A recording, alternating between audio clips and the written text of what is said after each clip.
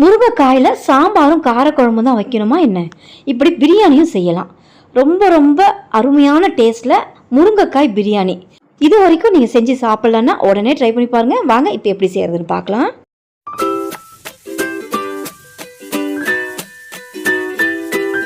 பாத்திரத்தில் 2 கரண்டிக்கு கெட்டியான புளிக்காத தயிர் சேர்த்துக்கோங்க.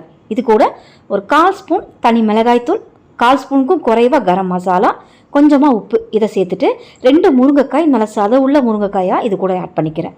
இதை சேர்த்து நல்லா மிக்ஸ் பண்ணிக்கோங்க. முருங்கைக்காய் இந்த தயிர் மசாலாவோடு நல்லா மிக்ஸ் ஆகி ஒரு 1/2 hour இதை அப்படியே ஊற விட்டுடலாம்.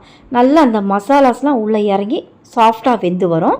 இப்போ இது 1/2 hour ஊறட்டும். நெக்ஸ்ட்டு பிரியாணி செய்யறதுக்கு சாதம் வடிக்கிற நார்மல் பொன்னி அரிசி தான். நம்ம பிரியாணி அரிசியை விட இந்த அரிசியே இந்த முருங்கைக்காய் பிரியாணிக்கு நல்லாயிருக்கும்.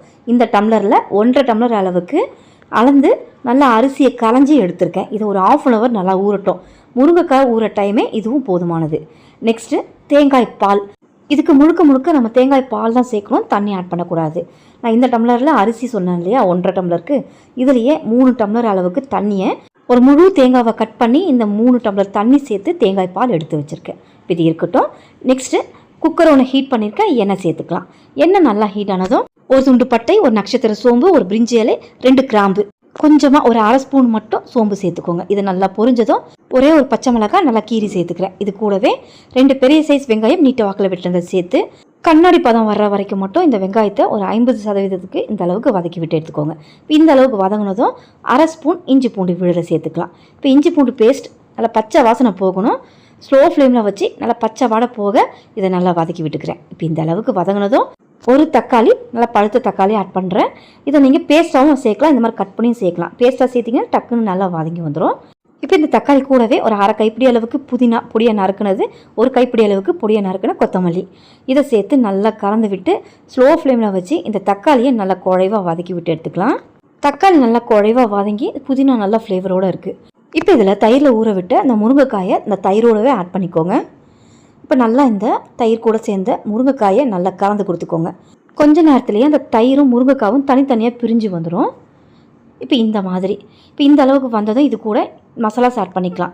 நம்ம எந்த அளவுக்கு தயிர் கூட சேர்க்கும்போது மிளகாய்த்தூள் ஆட் பண்ணுமோ அதே அளவுக்கு தான் ஒரு 1/2 ஸ்பூன் அளவுக்கு தனி மிளகாய்த்தூள், கொஞ்சமாக மஞ்சத்தூள், அவ்வளோதான் மசாலா, வேறு எதுவுமே சேர்க்க வேண்டாம்.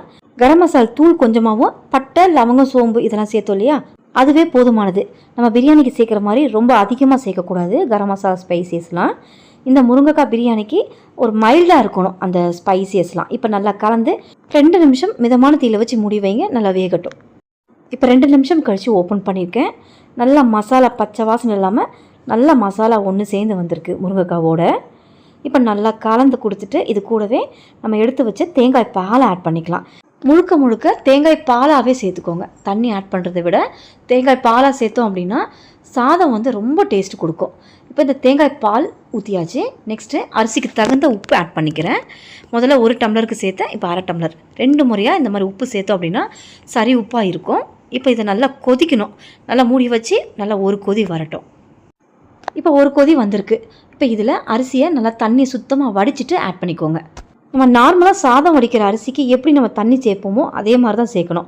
1க்கு 2 கணக்குக்கு நம்ம இன்றைக்கி 1.5 டம்ளர் அரிசிக்கு 3 டம்ளர் தேங்காய் பால் ஆட் பண்ணியிருக்கோம். நெக்ஸ்ட் இது கூட 1/2 எலுமிச்சம்பழத்தை பிழிஞ்சு விட்டுக்கிறேன். இன்றைக்கி நான் செய்கிற 1.5 டம்ளர் அரிசி 4 பேர் தாராளமாக சாப்பிட்லாம். இப்போ நல்லா கலந்து இதை மூடி வச்சு நம்ம சாதம் வடிக்கிறதுக்கு நீங்கள் நார்மலாக எப்படி விசில் வைப்பீங்களோ அதே மாதிரி 3 விசில் வச்சுக்கலாம். இப்போ விசில் போட்டுக்கிறேன். 3 விசில் வரட்டும். ப்ரெஷர் நல்லா ரிலீஸ் ஆனதும் இப்போ நான் ஓப்பன் பண்ணுறேன்.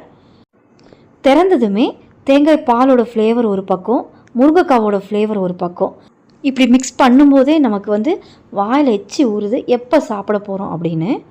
உடனே நான் சாப்பிட போகிறேன். கண்டிப்பாக இந்த முருங்கைக்காய் பிரியாணியை நீங்கள் உடனே ட்ரை பண்ணி பாருங்கள். இதுக்கு சைட் டிஷ்ஷாக தயிர் பச்சடி, அப்படி இல்லைன்னா வாழைக்காய் வறுவல், கருணக்கிழங்கு வறுவல், உருளைக்கிழங்கு வறுவல், அப்படி இல்லைன்னா அப்பளம், இது எல்லாமே இந்த முருங்கைக்காய் பிரியாணிக்கு சூட்டபிள் ஆகும். இந்த வீடியோ பார்த்துட்டு உடனே முருங்கைக்காய் பிரியாணி செஞ்சு பார்ப்பீங்கன்னு நினைக்கிறேன். செஞ்சு பார்த்துட்டு டேஸ்ட் எப்படி வந்துச்சுன்னு கமெண்ட் பண்ணுங்கள். வீடியோ பிடிச்சிருந்தா மறக்காம என்னோட சேனலை சப்ஸ்கிரைப் பண்ணுங்கள். ரொம்ப பிடிச்சிருந்தா லைக் ஷேர் பண்ணுங்கள். தேங்க்ஸ் ஃபார் வாட்சிங்.